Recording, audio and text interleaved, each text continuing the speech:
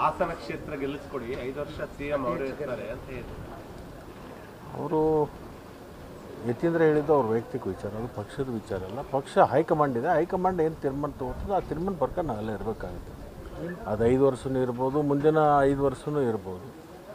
ಅದಕ್ಕೇನು ಹೈಕಮಾಂಡ್ ಮನಸ್ಸು ಮಾಡಿದರೆ ಏನು ಬೇಕಾದರೂ ಆಗ್ಬೋದು. ಹೈಕಮಾಂಡ್ ಏನು ಸೂಚನೆ ಕೊಡ್ತೋ ಆ ಪ್ರಕಾರ ಅವ್ರು ಇರ್ತಾರೆ. ಸರ್, ಪದೇ ಪದೇ 5 ವರ್ಷ ಆದಮೇಲೆ ಸಿಎಂ ನಾನೇ ಇರ್ತೀನಿ, ಅದಾದಮೇಲೆ ಸಿಎಂ 2.5 ವರ್ಷ ಆದಮೇಲೆ ಇವರು ಡಿ ಕೆ ಶಿವಕುಮಾರ್ ನಡೀತಾ ಇದು ಇನ್ನೂ ತಿಕ್ಕಾಟ ಕೂಡ ಇನ್ನೂ ನಡೀತಾನೆ ಇದೆ ಅಂತ. ಈಗ ಅದ್ರದ್ದು ಪಾಲಾಗ್ಯದ ಇಂತಿಷ್ಟು ವರ್ಷ ಆಗಿದೆ ಅಂತ ನಿಮ್ಮನ್ನ ಯಾರನ್ನ ಮಧ್ಯಸ್ಥಿಕೆ ಇಟ್ಕೊಂಡು ಚರ್ಚೆ ಆಗ್ಯದ?